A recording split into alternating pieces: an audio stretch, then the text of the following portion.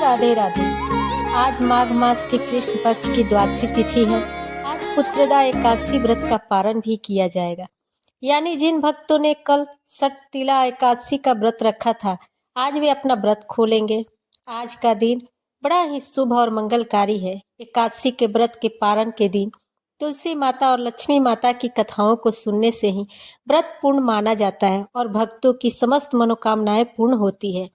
तो जिन लोगों ने व्रत नहीं भी रखा है, उन्हें भी द्वादशी के दिन तुलसी माता की कथाओं को सुनने से धन संपत्ति और अनंत शुभ फलों की प्राप्ति होती है। तो आइए भगवान श्री लक्ष्मी नारायण जी के चरणों को ध्यान करते हुए इन कथाओं को सुनते हैं। बोलिए श्री राधे कृष्ण भगवान की जय। आइए सुनते हैं तुलसी माता की संपूर्ण कथाएं। तुलसी माता को हरि प्रिया भी कहा जाता है। जितना भगवान श्री हरि विष्णु सोने चांदी हीरे मोती और रत्नों से प्रसन्न नहीं होते, उतना सिर्फ तुलसी दल से प्रसन्न हो जाते हैं। सच्ची श्रद्धा भाव से तुलसी दल भगवान श्री विष्णु को अर्पित करने से मनुष्य के सभी संकट कट जाते हैं और मनोकामनाओं की पूर्ति होती है। शास्त्रों के अनुसार एकादशी के दिन तुलसी जी में कभी भी जल नहीं चढ़ाना चाहिए, क्योंकि तुलसी महारानी स्वयं एकादशी का निर्जल व्रत रखती हैं।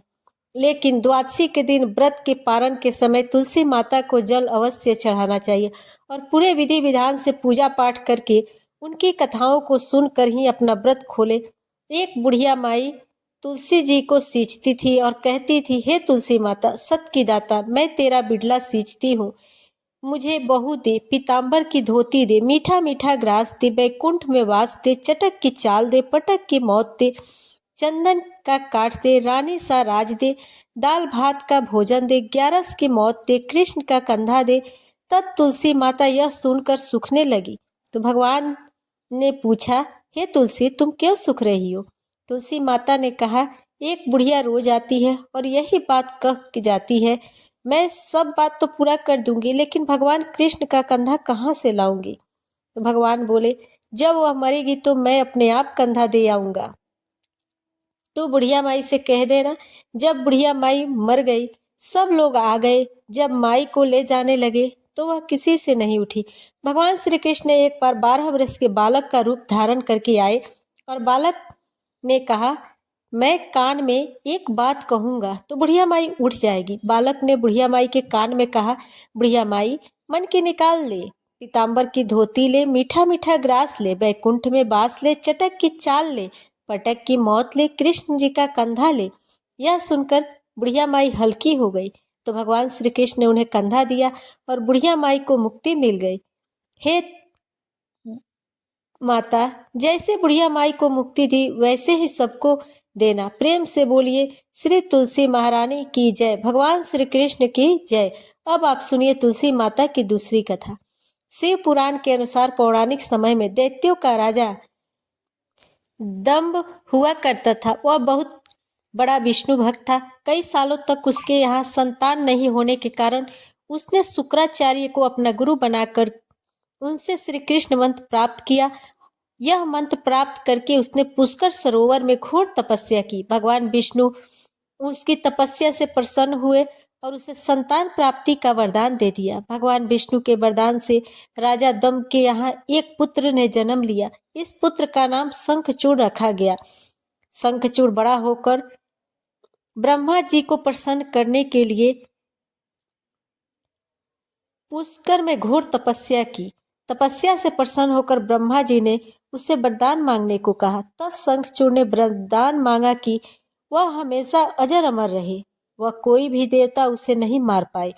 ब्रह्मा जी ने उसे यह वरदान दे दिया और कहा कि यह बद्रीवन जाकर धर्मध्वज की पुत्री तुलसी को तपस्या कर रही है, उसे विवाह कर ले। शंखचूड़ ने वैसा ही किया और तुलसी के साथ विवाह के बाद सुखपूर्वक रहने लगा। उसने अपने बल से देवताओं, असुरों, दानवों, राक्षसों, गणधर्मों, नागों, किन्नरों, मनुष्यों और त्रिलोकों के सभी प्राणियों पर विजय प्राप्त कर ली। वह भगवान श्री कृष्ण का परम भक्त था। शंखचूड़ के अत्याचारों से सभी देवता परेशान होकर ब्रह्मा जी के पास गए और ब्रह्मा जी ने उन्हें भगवान विष्णु के पास ले गए। विष्णु जी ने कहा कि शंखचूड़ की मृत्यु भगवान शिव के त्रिशूल से ही होगी, अतः आप उनके पास जाएं। भगवान से उन्हें चित्ररथ नामक गण को अपना दूत बनाकर शंखचूड़ के पास भेजा। चित्ररथ ने शंखचूड़ को समझाया वह देवताओं को उनका राज्य लौटा दे, परंतु शंखचूड़ ने मना कर दिया और कहा कि वह महेश्वर से युद्ध करना चाहता है।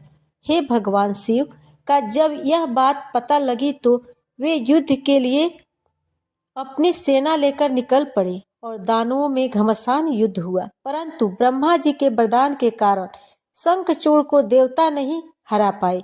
भगवान शिव ने शंखचूड़ का वध करने के लिए जैसे ही अपना त्रिशूल उठाया, तभी आकाशवाणी हुई कि जब तक शंखचूड़ के हाथ में श्री हरि का कवच है और उसकी पत्नी का सतीत्व अखंडित है, तब तक इसका वध असंभव है। आकाशवाणी सुनकर भगवान विष्णु वृद्ध ब्राह्मण का रूप धारण कर शंखचूड़ के पास गए, उससे श्री हरि कवच दान में मांग लिया। शंखचूड़ ने वह कवच बिना किसी संकोच के दान कर दिया।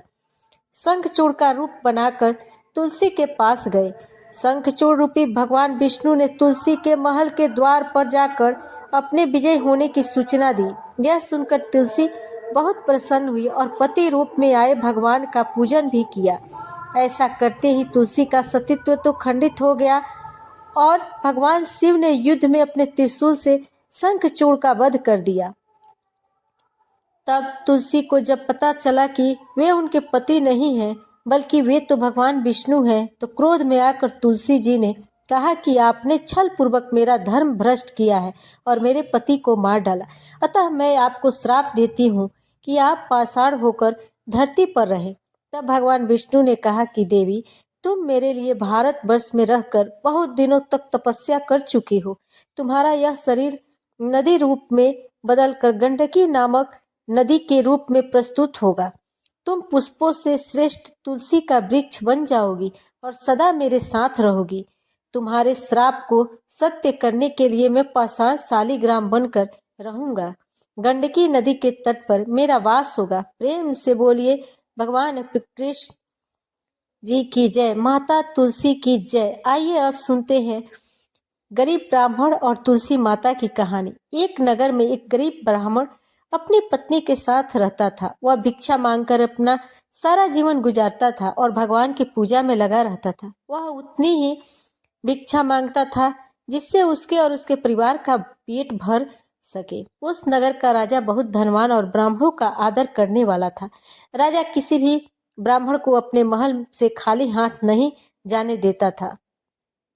दूर दूर से ब्राह्मण राजा के पास आते और उसे मुंह मांगा दान लेकर आशीर्वाद देते हुए चले जाते। एक दिन ब्राह्मण की पत्नी ने ब्राह्मण से कहा कि दूर दूर के ब्राह्मण राजा से मनचाहा दान लेकर चले जाते हैं और तुम यहाँ रहकर यहाँ एक दिन भी राजा के पास नहीं गए। जन्म भर कंगाली कहाँ तक झेलूं। आज तुम जाओ और राजा से कुछ मांग कर लाओ। ब्राह्मण ने अपनी पत्नी को समझाते हुए कहा कि तू तो बावरी है, हमें धन की क्या जरूरत है। हमें इतना धन तो मिल ही जाता है जिससे हम अपना पेट भर सके, और राजा का धन अच्छा नहीं होता, वह हमें नहीं लेना चाहिए। ब्राह्मण की पत्नी जिद पर अड़ गई और बोली कि मैं तुम्हारी एक भी बात सुनने वाली नहीं हूँ। कब तक हम कंगाली में जीते रहेंगे। तुम तो रोज माला लेकर बैठ जाते हो।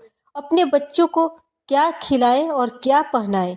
जब बच्चे दूसरे बच्चे को पहनते उड़ते और खाते पीते देखते हैं तो उनका मन भी ललचाता है। आज तुम राजा के पास जाओ, राजा बहुत भला व्यक्ति है, वह हमें जरूर मुंह मांगा दान देगा। मजबूर होकर ब्राह्मण राजा के महल की ओर चल दिया और राजा उस समय महल में नहीं था। ब्राह्मण को वापस लौटना पड़ा। दूसरे दिन ब्राह्मण की पत्नी ने ब्राह्मण को फिर से महल भेजा, परंतु फिर से महल में नहीं मिला। तीसरे दिन राजा महल में मिल गया और उसने ब्राह्मण का स्वागत किया और उसे आसन पर बैठाया और 2 दिन ना मिल पाने के लिए क्षमा भी मांगी। राजा ने कहा, मैं आपकी क्या सेवा कर सकता हूँ। ब्राह्मण ने कहा, जो मैं मांगू तो आप दे सकेंगे। राजा ने कहा, हाँ कहिए, मैं आपकी क्या सेवा कर सकता हूँ। ब्राह्मण निवेदन किया, महाराज मैं कुछ और नहीं चाहता, बस आप मुझे अपने पसीने की कमाई से 4 पैसे दान में दे दीजिए। ब्राह्मण की बात सुनकर राजा चौंक गया और सोचने लगा, खजाने में बहुत सारा धन पड़ा है, पर मेरी मेहनत की एक कौड़ी भी नहीं है। राजा ने ब्राह्मण से कहा, आप मुझे 1 दिन का समय दे, मैं कल आपको आपका मुंह मांगा दान दूंगा। ब्राह्मण को जब खाली हाथ देखा तो पत्नी बोली, क्या हुआ? राजा ने कुछ नहीं दिया? ब्राह्मण बोला, राजा ने कल देने के लिए कहा है। ब्राह्मण की पत्नी सोचने लगी, शायद इन्होंने बहुत सारा धन मांगा होगा और राजा की व्यवस्था करने में समय लग रहा होगा, इसलिए कल बुलाया है। दूसरी ओर राजा ने अपनी राजसी कपड़े बदलकर फटे पुराने कपड़े पहने और मजदूर जैसा भेष बना लिया। जब राजा की पत्नी ने देखा और कारण पूछा तो राजा ने सब कुछ बता दिया। रानी बोली, मैं भी आपके साथ चलूंगी। राजा के हाँ कहने पर रानी भी पुरानी साड़ी पहनकर आ गई। इस प्रकार राजा और रानी मजदूरी की तलाश में शहर निकले। लोहार के मोहल्ले में जाकर राजा ने आवाज लगाई, किसी को मजदूर चाहिए? तो आखिर एक लोहार ने उन्हें बुला लिया और पहिए पर हाल चढ़ाने की तैयारी कर रहा था। उसने राजा से कहा, देखो, तुम्हें पहले खलात ढोकरी पड़ेगी और जब आग आ जाए तो उसके बाद धन पीटना होगा। फिर रानी की ओर देखकर कहा कि तुम्हें कुएं से पानी लेकर हौदी भरनी होगी और कोयले वाले घर से कोयला लेकर भट्टी में डालना होगा। तुम दोनों दिन भर में 2-2 आने मिलेंगे। अगर काम पसंद हो तो बोलो, नहीं तो अपना रास्ता नापो। राजा रानी लोहार के बताए काम को करने लगे। राजा खलात ढोकने लगा और उसे काम ठीक से नहीं हो पा रहा था। लोहार नाराज होकर राजा को ठीक से काम करने के लिए कहता है तो राजा जैसे तैसे अपना काम करने लगा। रानी भी कुएं से पानी भर कर लाने लगी। रानी के हाथ में फफोले हो गए। किसी तरह बड़ी कठिनाइयों से उसने पानी का हौदा भरा। उसके बाद रानी को कोयला लेकर मिट्टी भट्टी डालने लगी। भट्टी में आग आने पर लोहार ने बाट भट्टी में से निकालकर पहिए पर जमाई और एक धन अपने हाथ में लेकर और एक राजा के हाथ में देकर कहा, देखो, बारी बारी से घन इस पर पटकाना, हाथ इधर उधर ना हो पाए। राजा जोर जोर से धन पटकने लगा, लेकिन उसका निशाना ठीक नहीं बैठता। कभी घन हाल पर गिरता तो कभी पहिए पर। मजदूर का यह हाल देखकर लोहारन बड़ा उठा। लोहार से कहने लगी, तुमने कहा से यह नौसिखी मजदूर काम पर लगाए हैं, इनसे काम नहीं होगा। यह मजदूर तुम्हारा सब काम बिगाड़ देंगे। राजा रानी उन दोनों की फटकार सुनते सुनते अपना काम मन लगाकर करती रही। घन पटकती पटक राजा का शरीर पसीने से तरबतर हो गया और जोर जोर से सांसें चलने लगी। रानी भी पानी भरते भरते, कोयला झोंकते झोंकते थक कर चूर हो गई। दोनों ने पूरे दिन बहुत मेहनत की। लोहार ने राजा रानी को 2-2 पैसे दिए, जिसे वे बड़ी खुशी से लेकर महल आ गए। आज उन्हें पता लगा कि मेहनत की कमाई कैसी होती है। राजा ने 4 अलग रख दिए और अगले दिन ब्राह्मण को बुलाकर उसे दे दिए। ब्राह्मण राजा को आशीर्वाद देकर घर लौटा और ब्राह्मणी से कहा, लो, मैं राजा के हाथ से दक्षिणा ले आया। ब्राह्मणी खुश होकर दौड़ती हुई आई। जब उसने 4 पैसे देखे तो वह ठिठक कर रह गई और उन्हें दूर फेंक दिया और जल भूनकर ब्राह्मण से बोली, तो जैसे दरिद्र से राजा के यहाँ जाकर भी कुछ ना मांगा गया, शर्म भी नहीं आती। यह कहकर वह रुष्ट होकर चली गई। बहुत देर तक बड़बड़ करती रही। ब्राह्मण ने उन 4 पैसों को उठाकर तुलसी घर के पास रख दिया और सोचा, जब ब्राह्मणी शांत हो जाएगी तो जरूरत पड़ने पर उठा लेगी। परंतु कई दिनों तक पैसे वहीं रखे रहे और फूल बेल पत्र ऊपर से गिरकर मिट्टी में दब गए। ब्राह्मण और ब्राह्मणी दोनों ही उन सिक्कों के बारे में भूल गए। कुछ दिनों बाद तुलसी घर में 4 पौधे उग, चारों पौधे बहुत सुंदर थे।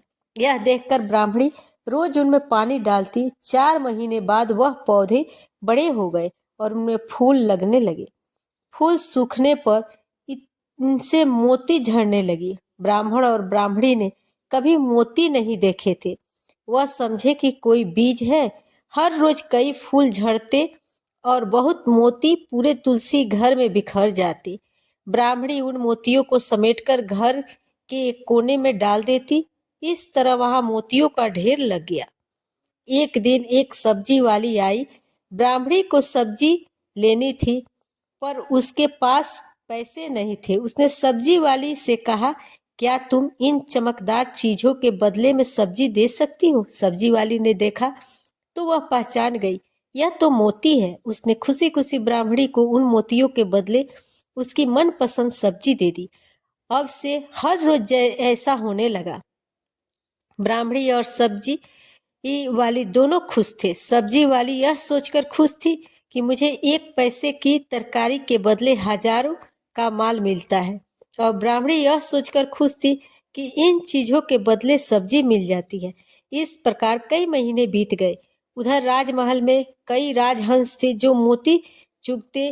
राजा का यह नियम था, जब राजहंस मोती चुग लेते उसके बाद ही राजा और उनका परिवार भोजन करता था। एक समय की बात है, राजा का सारा धन दान देने में खर्च हो गया। अब राजा को मोती खरीदने के पैसे तक नहीं बचे। यह खबर पूरे नगर में फैल गई। ब्राह्मण और ब्राह्मणी को जब यह पता चला तो उन्हें यही विचार किया कि राजा बहुत दानी और नेक दिल है। उसने अपना सब कुछ दान कर दिया है, यहाँ तक कि शायद उसके पास खाने को भी कुछ नहीं है। ऐसे हालात में हमें उन लोगों की सहायता करनी चाहिए। तो ब्राह्मण ने कहा, अगर तू कहे तो इसमें से कुछ बीज रखा राजा को दे दूं। ब्राह्मणी कहती है, इससे सब्जी और खाने की चीजें मिल जाती है। ब्राह्मणी ने कहा, हाँ, मैं रोज इसके बदले सौदा लिया करती हूँ। ऐसा कहकर ब्राह्मणी एक टोकरी बीज भर लाई। ब्राह्मण राजा के पास पहुंचा और उसे वह मोती दिए और राजा की सारी बात बताई। राजा उन मोतियों को देखकर चौंक गया। उसे मोती राजहंस को दिए। राजहंस उन्हें चुगने लगा। यह देखकर राजा ने ब्राह्मण से कहा, एक एक मोती सैकड़े रुपये का है। सच बताएं, आपके पास इतने मोती आए कहाँ से? ब्राह्मण बोला, महाराज, ऐसे तो हमारे घर में बहुत है। और राजा को पूरी बात बताई। राजा अपने मंत्रियों के साथ ब्राह्मण के घर पहुंचे। उन चारों पेड़ों को देखा। पूछताछ में उन सिक्कों वाली बात सामने आ गई। जब पेड़ों को देखा तो उनकी जड़ के पास वही सिक्के चिपके हुए थे। आज ब्राह्मण और ब्राह्मणी को मालूम हुआ कि उनके पास लाखों करोड़ों की दौलत है, जिसे वह साधारण बीज समझते थे। ब्राह्मण ने सोचा कि मेरे लिए धन किस काम का। ऐसा सोचकर ब्राह्मण ने सारे मोती राजा को दान में दिए। राजा की आंखें खुल गई। मेहनत के धन की कीमत उन्हें मालूम पड़ गई। उस दिन राजा ने प्रण कर लिया कि मैं खजाने के पैसों से एक भी पैसा अपने खर्च में नहीं लगाऊंगा। अपना खर्च मेहनत करके चलाऊंगा। खजाने और ब्राह्मण के दान से राजा ने जनता के हित में कई धर्म कार्य शुरू किए। तुलसी माता की कथा समाप्त होती है। प्रेम से बोलिए माँ तुलसी जी की जय। आइए अब तुलसी माता की दूसरी कथा को सुनते हैं। इस कथा को सुनने से एकादशी के व्रत का संपूर्ण फल मिल जाता है। किसी समय में एक कुटुंब में ननद और भाभी एक साथ रहती थी। ननद का विवाह अभी नहीं हुआ था। वह तुलसी के पौधे को बहुत सेवा किया करती थी, लेकिन उसकी भाभी को यह सब बिल्कुल भी पसंद नहीं थी। जब कभी उसकी भाभी को अत्यधिक क्रोध आता तब वह उसे ताना देते हुए कहती कि जब तुम्हारा विवाह होगा मैं तुलसी ही बरातियों को खाने को दूंगी और तुम्हारे दहेज में भी तुलसी ही दूंगी। कुछ समय बीत जाने पर ननद का विवाह पक्का हुआ। विवाह के दिन भाभी ने अपनी कथन अनुसार बारातियों के सामने तुलसी का गमला फोड़ दिया और खाने के लिए कहा। तुलसी की कृपा से वह फूटा हुआ गमला अनेकों स्वादिष्ट पकवानों में बदल गया। भाभी ने गहनों के नाम पर तुलसी की मंजरी से बने हुए गहने पहना दिए। वह तुलसी का जनेऊ रख दिया और रेशमी और सुंदर वस्त्रों में बदल गया। ननद की ससुराल में उसके दहेज की बहुत प्रशंसा की गई। यह बात भाभी के कानों तक भी पहुंची। उसने बहुत आश्चर्य हुआ। उसे अब तुलसी माता की पूजा का महत्व समझ आ गया। भाभी की एक लड़की थी। वह अपनी लड़की से कहने लगी कि तुम भी तुलसी माता की सेवा किया करो, तुम्हें भी बुआ की तरह फल मिलेगा। वह जबरदस्ती अपनी लड़की से सेवा करने को कहती, लेकिन लड़की का मन तुलसी सेवा में नहीं लगता था। लड़की के बड़े होने पर उसके विवाह का समय आता है, तब भाभी सोचती है कि जैसा व्यवहार मैंने अपनी ननद के साथ किया था, वैसा ही मैं अपनी लड़की के साथ भी करती हूँ, तो यह भी गहनों से लद जाएगी और बारातियों के खाने में पकवान मिलेंगे। ससुराल में इसे भी बहुत मान सम्मान इज्जत मिलेगी। यह सोचकर वह बारातियों के सामने तुलसी का गमला फोड़ देती है, लेकिन इस बार गमले की मिट्टी मिट्टी ही रहती है। मंजरी और पत्ते भी अपने रूप में ही रहते हैं। जनेऊ भी अपना रूप नहीं बदलता है। सभी लोग और बारातियों द्वारा भाभी की बुराई की जाती है। लड़की के ससुराल वाले भी लड़की की बुराई करते हैं। भाभी कभी ननद को नहीं बुलाती थी। भाई ने सोचा मैं बहन से मिल कर आता हूँ। उसने अपनी पत्नी से कहा और कुछ उपहार बहन के पास ले जाने की बात कही, तो भाभी ने थैले में ज्वार भर कर कहा कि कुछ नहीं है, तुम यही ले जाओ। वह दुखी मन से बहन के पास चला गया। वह सोचता रहा कि कोई भाई अपनी बहन के घर ज्वार कैसे ले जा सकता है। यह सोचकर वह एक गौशाला के पास रुका और ज्वार का थैला गाय के सामने पलट दिया। तभी गाय पालने वाली ने कहा कि आप गाय के सामने हीरे मोती सोना क्यों डाल रहे हो। भाई ने सारी बातें उसे बता और धन लेकर खुशी से अपनी बहन के घर की ओर चल दिया। दोनों बहन भाई एक दूसरे को देखकर अत्यंत प्रसन्न होते हैं। प्रेम से बोलिए तुलसी माता की जय, शालिग्राम भगवान की जय। आइए अब तुलसी माता और भगवान गणेश की कथा को सुनते हैं। इस कथा को सुने बिना तुलसी विवाह व्रत पूर्ण नहीं माना जाता।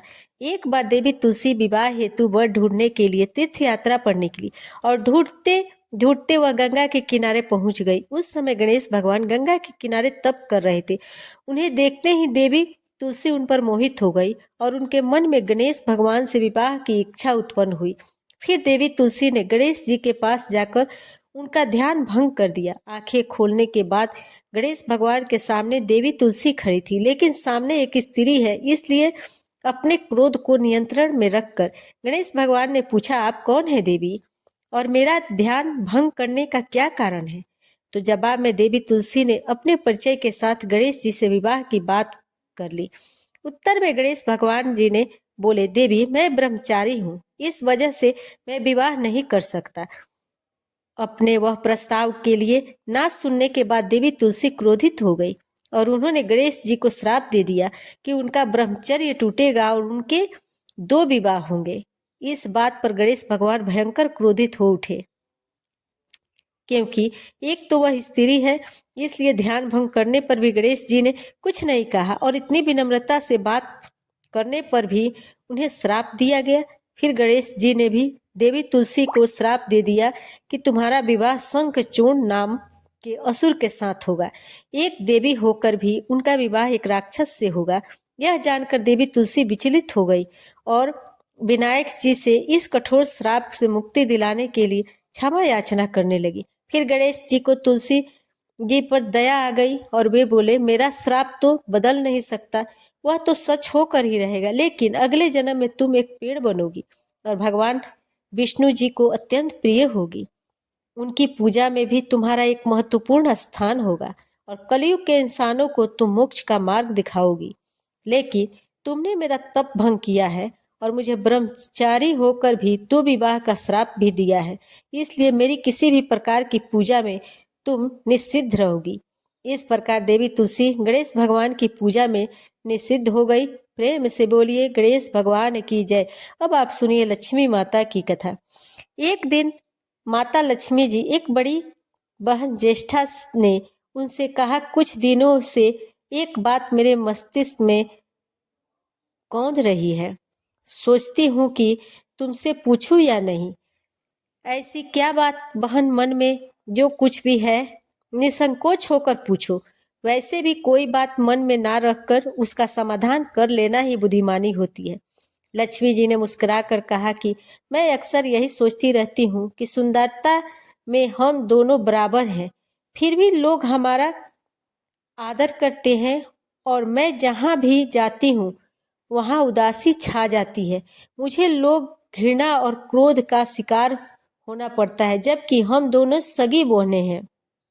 ऐसा क्यों है? तब लक्ष्मी जी ने हंसकर कहा, सगी बहन या समान सुंदरता होने से ही आदर नहीं मिलता है, उसके लिए अपने को भी कुछ करना चाहिए। लोग मेरा आदर इसलिए करते हैं क्योंकि मैं उनके घर पहुंचते ही सुख के साधन जुटा देती हूँ। संपत्ति और वैभव से आनंदित होकर लोग मेरा उपकार मानते हैं, तभी मेरी पूजा करते हैं। उधर तुम्हारा यह हाल है कि जिसके यहाँ भी तुम जाती हो उसको गरीबी, रोग और आपदा सहन करनी पड़ती है। इसी वजह से लोग तुमसे घृणा करते हैं। कोई तुम्हारा आदर नहीं करता। आदर पाना है तो दूसरों को सुख पहुंचाओ। ज्येष्ठा को लक्ष्मी जी की बात चुभ गई। उन्हें लगा कि लक्ष्मी को अपनी महिमा का अभिमान हो गया है। उन्होंने तड़प कर कहा, लक्ष्मी तुम मुझसे हर बात में छोटी हो और प्रभाव में भी छोटी हो। मुझे उपदेश देने का भी विचार ना करो। अगर तुम्हें अपने वैभव का अहंकार है तो मेरे पास भी अपना एक प्रभाव है। मैं जब अपनी पर आ जाऊं तो तुम्हारे करोड़पति भक्त को भी पल भर में भिखारी बना दूं। लक्ष्मी जी को हंसी आ गई और वे कहने लगी, बहन तुम बड़ी हो इसलिए कुछ भी कह लो, लेकिन जहां तक प्रभाव की बात है मैं तुमसे कम नहीं हूँ। जिसको तुम भिखारी बनाओगी उसे मैं दूसरे दिन ही रंक से फिर राजा बना दूंगी। मेरी महिमा का अभी तुम्हें पता ही नहीं है और तुम्हें भी मेरी महिमा का पता ही नहीं है। जिसकी तुम सहायता करोगी उसे मैं दाने दाने के लिए भी मोहताज कर दूंगी। देखो बहन, दाने दाने के लिए तो तुम उसे मोहताज कर सकती हो। जिसे मैं रूठ जाऊं, जिसके सिर पर मेरा वरद हस्त ना हो, उसका तुम कुछ भी बिगाड़ सकती हो, परंतु जिस पर मेरी कृपा दृष्टि है उसका कोई भी बाल बांका नहीं कर सकता। अगर तुम अपना प्रभाव दिखाने को इतनी ही उतावली हो रही हो तो कल अपना प्रभाव दिखाकर देख लेना। ठीक है, बोलो कहाँ चले, दूर क्यों जाए? पास ही अनुराधापुर एक ब्राह्मण रहता है, दीनानाथ। वह रोज मंदिर में पूजा के करने जाता है और मेरा पक्का भक्त है। उसी पर हमें अपनी अपनी महिमा दिखानी है। ज्येष्ठा को बहुत ही ताव आ गया और उन्होंने हाथ झटक कर कहा, ठीक है, और चली गई। लक्ष्मी जी वहीं खड़ी खड़ी बहन के क्रोध और अहंकार पर मुस्कुराती रही। दूसरे दिन दोनों बहनें अनुराधापुर में पहुंची। उन्होंने अपना वेश बदल रखा था। साधारण स्त्रियों की तरह वे दोनों मंदिर के द्वार पर बैठ गई। लोगों ने देखा अवश्य, किंतु किसी ने उनकी ओर खास ध्यान नहीं दिया। ध्यान देने वाली कोई खास बात थी ही नहीं। वह मंदिर था और वहां हर रोज दिन दुखी आते जाते रहते थे। वहां आने वाले सभी किसी न किसी परेशानी में घिरे रहते थे। फिर भला उन्हें किसी दूसरे की परेशानी की सरोकार हो सकता था? थोड़ी देर बाद वहां दीनू पंडित आया। दोनों बहनों की नजरों उस पर जम गई। पूजा करके जब वह लौटने लगा तो ज्येष्ठा ने कहा, लक्ष्मी वह तुम्हारा भक्त आ रहा है, बन पड़े तो कोई सहायता करो। हाँ करती हूँ, कहकर लक्ष्मी जी ने एक पोला बांस दोनों के रास्ते में रख दिया, जिससे मोहर भरी हुई थी। ज्येष्ठा ने बांस को छूकर कहा, अब तुम मेरा प्रभाव भी देख लेना। पूजा करके लौट रहे दीनू रास्ते में पड़ा हुआ वह बांस का टुकड़ा उठा लिया और उस विचार था कि वह किसी काम आ जाएगा। घर में 100 जरूरतें होती है। अभी वह पंडित कुछ आगे ही बढ़ा था कि उसे एक लड़का मिला। लड़के ने पहले पंडित जी से राम राम की, फिर बड़ी नम्रता से बोला, पंडित जी मुझे अपनी चारपाई के लिए बिल्कुल ऐसा ही बांस चाहिए। दादाजी यह कहकर भेजा है कि जाओ बाजार से ले आओ। ऐसा बांस पंडित जी कहाँ मिलेगा? दीनू ने कहा, मैंने मोल नहीं लिया, रास्ते में पड़ा था सो उठा लिया। लो तुम्हें जरूरत है तो तुम ही रख लो, ऐसे बाजार में 1 रुपये से कम का नहीं है। तब लड़के ने चवन्नी देते हुए कहा, मगर मेरे पास तो यह चवन्नी ही है पंडित जी, अभी तो आप इसे ही रखिए, बाकी बारे आने शाम को दे जाऊंगा। पंडित जी खुश थे कि बिना किसी हिल हुज्जत के रुपया कमा लिया। दीनू पंडित ने चवन्नी लेकर बांस लड़के को दे दिया और वह चवन्नी अपनी डोलची में रख दी। मंदिर के पास खड़ी दोनों देवियां यह सारी लीला देख रही थी। ज्येष्ठा ने कहा, लक्ष्मी देखा तुमने, तुम्हारी इतनी सारी मोहर मात्र एक चवन्नी में बिक गई। और अभी क्या, यह चवन्नी भी तुम्हारे भक्त के पास नहीं रुकेगी। चलो इसके पीछे चलते हैं और देखते हैं क्या होता है। दोनों बहनें दीनू के पीछे पीछे चलने लगी। एक तालाब के पास दीनू ने डोलची रख दिया और कमल के फूल तोड़ने लगा। उसी बीच एक चरवाहे का लड़का आया और डोलची में रखी हुई चवन्नी लेकर भाग गया। दीनू को पता ही नहीं था। फूल तोड़कर वह अपने घर चलने लगा। इतने में वही लड़का आता हुआ दिखाई दिया जिसने चवन्नी लेकर उससे बांस ले लिया था।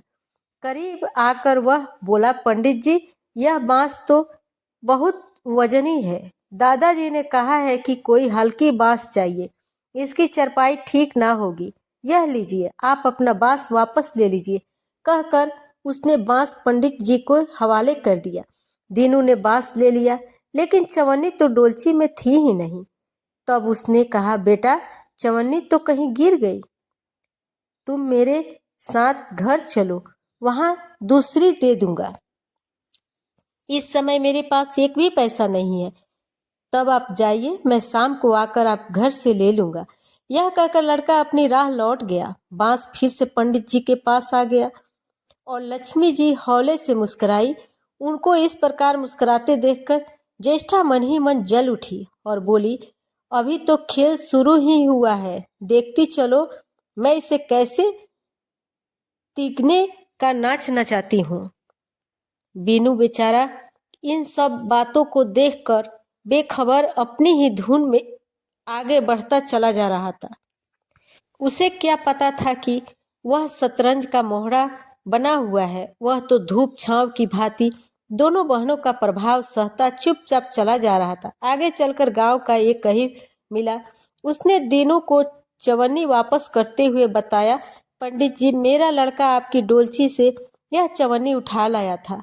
यह बड़ा ही शैतान है। मैं आपकी वही चवन्नी लौटाने आया हूँ। हो सके तो उस शैतान को माफ कर दीजिएगा।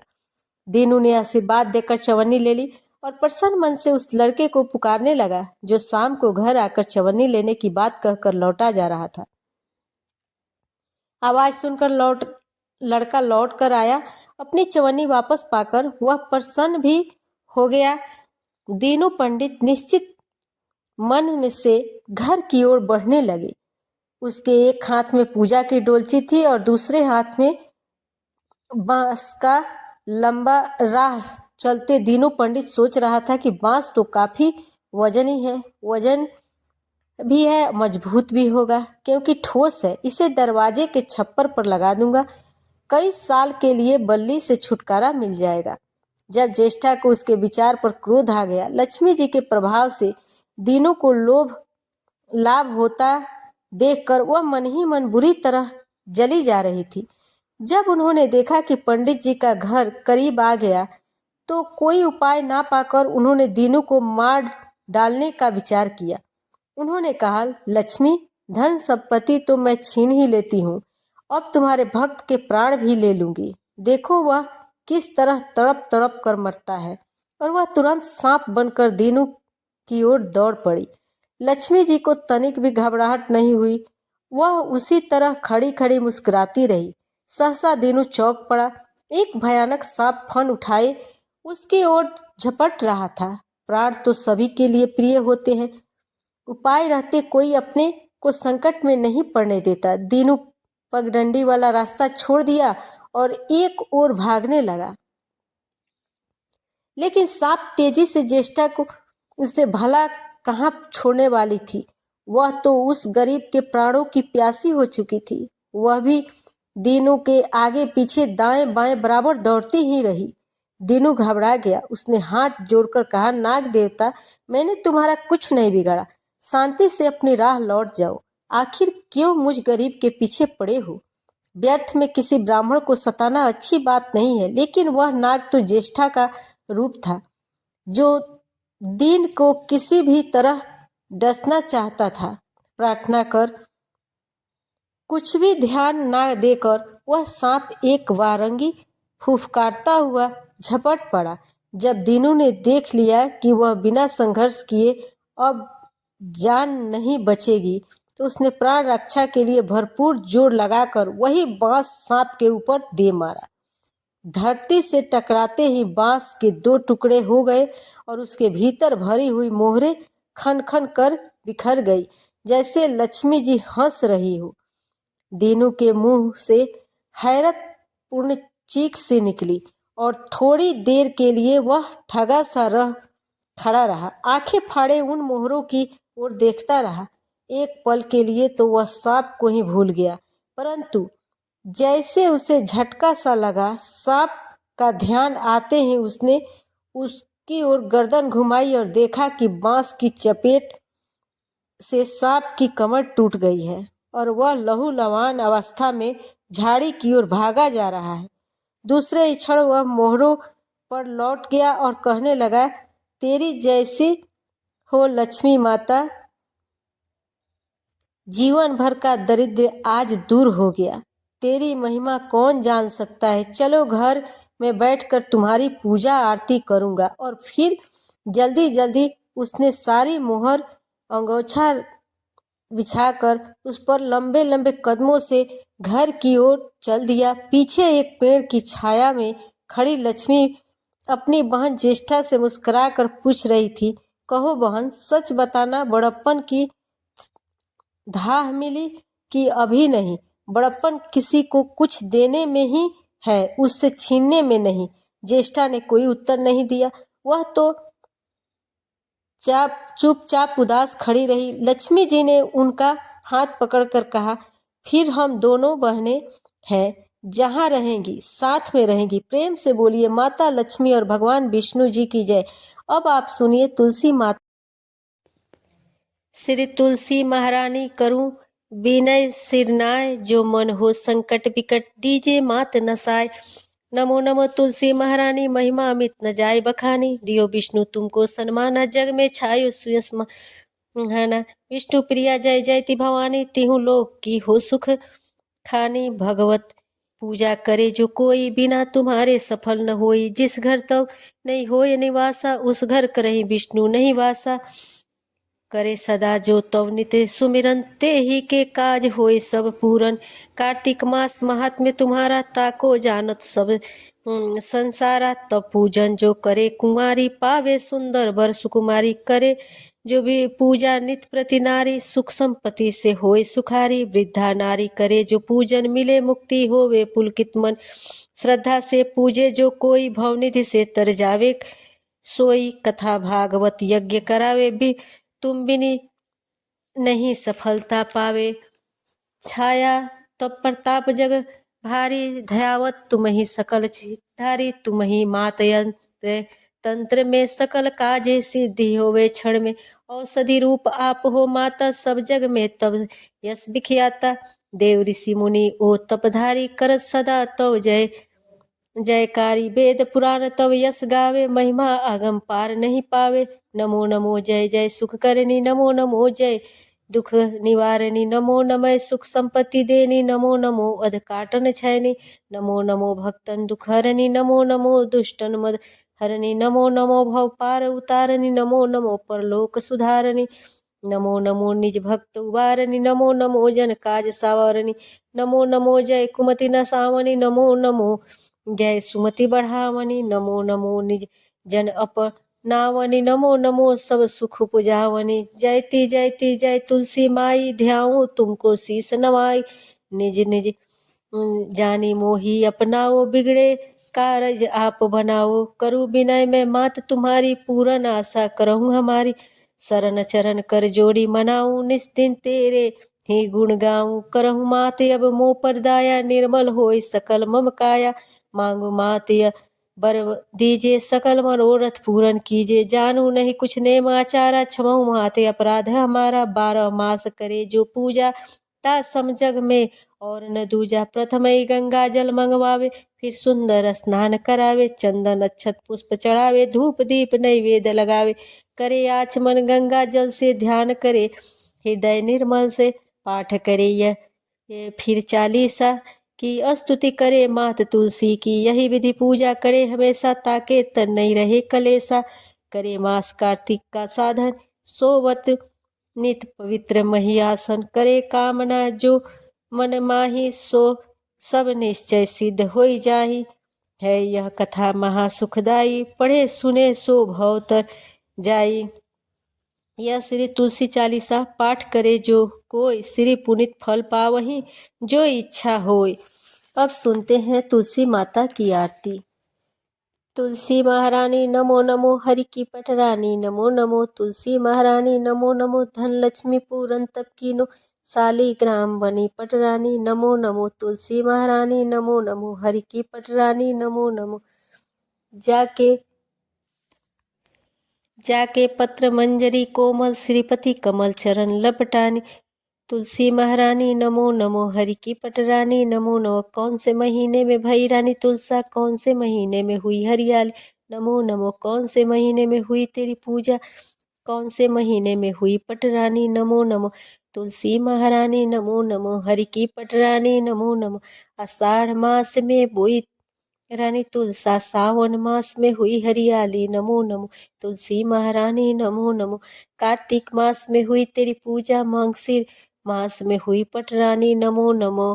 तुलसी महारानी नमो नमो। धूप दीप नैवेद्य आरती, पुष्पन की वर्षा बरसानी नमो नमो। तुलसी महारानी नमो नमो।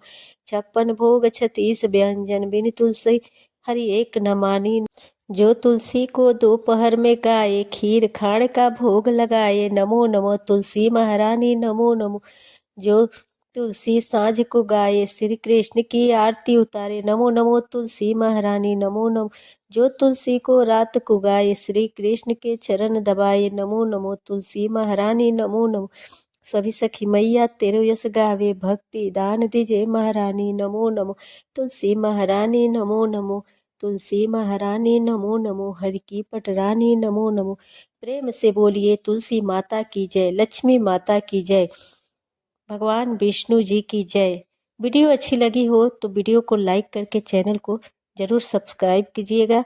जय श्री कृष्ण, राधे राधे।